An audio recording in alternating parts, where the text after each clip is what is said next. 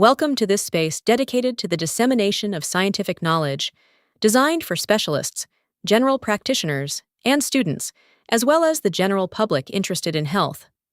Today, we will analyze a fundamental research work titled Early MRI Findings of Central Pontine Myelinolysis Following Rapid Correction of Hyponatremia During Diabetic Ketoacidosis.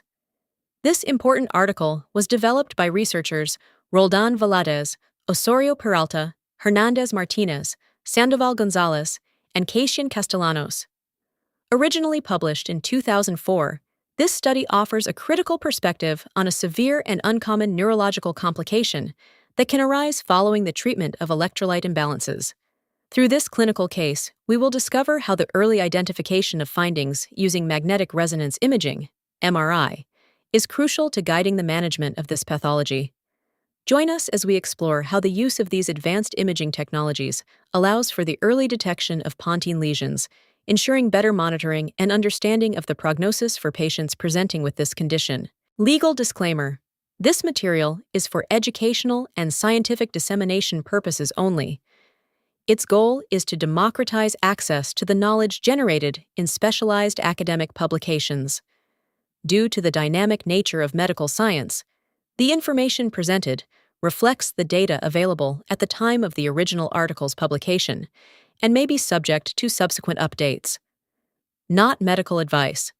Under no circumstances does the information presented constitute a medical recommendation. The graphic resources used are only a representation of the article presented and are not completely accurate to human anatomy. For more information, you may pause the video. Welcome to The Explainer. We're about to unravel a medical case where a treatment designed to save a life, well, it ended up causing devastating, permanent harm. It's a story that really exposes a hidden danger lurking within the very practice of emergency medicine.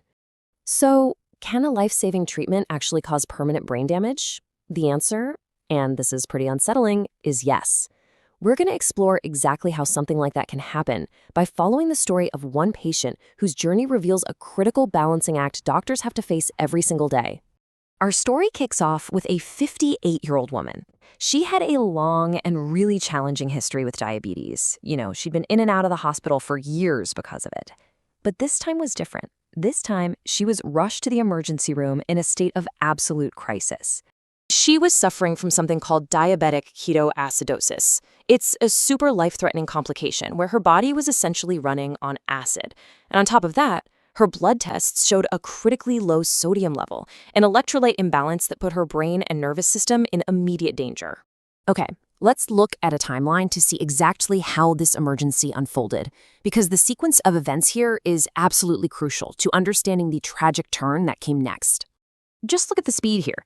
Day 1, she's admitted. Within just 24 hours, doctors think they've fixed her sodium levels. By day 4, she seems stable enough to go home. But then, 3 weeks later, she's back. And something is terribly, terribly wrong. The medical team, they acted with incredible speed. They managed to raise her sodium level by a massive 33 points in a single day, taking her from a life-threatening 97 all the way up to 130. Now, on the surface, this looks like a huge success, right? And this is where the hidden danger comes into full view. That correction, while totally well-intentioned, was nearly 3 times faster than the maximum recommended safe rate.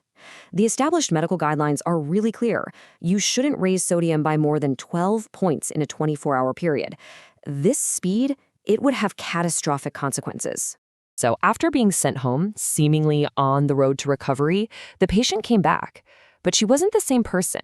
She returned with this baffling and severe set of new symptoms that pointed directly to a really serious problem happening inside her brain. So you have to ask, what happened? She was now unable to walk properly. Her speech was all slurred, she was losing her memory, and was just overwhelmingly drowsy.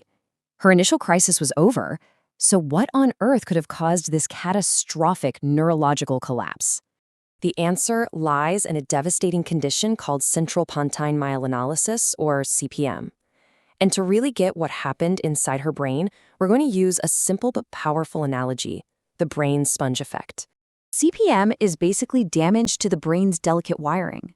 It happens when the protective coating around your nerve cells, it's called the myelin sheath, gets destroyed, and the trigger isn't the low sodium itself, but the shock of correcting it way, way too quickly. Let's really try to visualize this. Imagine that every single cell in your brain is a tiny, delicate sponge, just floating in the fluid of your central nervous system. Now, these sponges have to stay in perfect balance with the fluid that's all around them. So when the patient's sodium levels were dangerously low for a while, her brain cells, our little sponges, they adapted. To keep from swelling up with water, they slowly pushed out their own internal salts and other things to match the low-salt environment outside. It's a slow, very careful, protective measure. But then comes the rapid correction. Suddenly, the fluid surrounding those sponges becomes incredibly salty. The cells just can't pull their own solutes back in fast enough to rebalance. So what happens? Water is violently ripped out of the cells to try and balance the salt outside. This causes the sponges to shrink and dehydrate so quickly that the delicate myelin sheath is literally sheared away from the nerve. This kind of damage is happening deep inside the brainstem, in an area called the pons. So with these awful symptoms, how could doctors actually confirm that this specific, invisible injury had happened? The key diagnostic tool here is the MRI. This powerful imaging technology lets neurologists look deep inside the brain and see the characteristic patterns of that myelin damage. It basically makes the invisible damage visible, and that's how they can confirm a diagnosis of CPM. This patient's tragic case isn't just some medical curiosity. It provides a really profound and permanent lesson for doctors and healthcare providers all over the world, especially when they're treating vulnerable patients. The authors who documented this case make the point crystal clear. They argue that this outcome has to serve as a stark warning.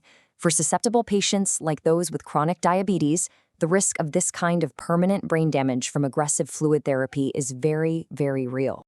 Ultimately, the most important point is this. In medicine, sometimes the pace of the cure is just as critical as the cure itself.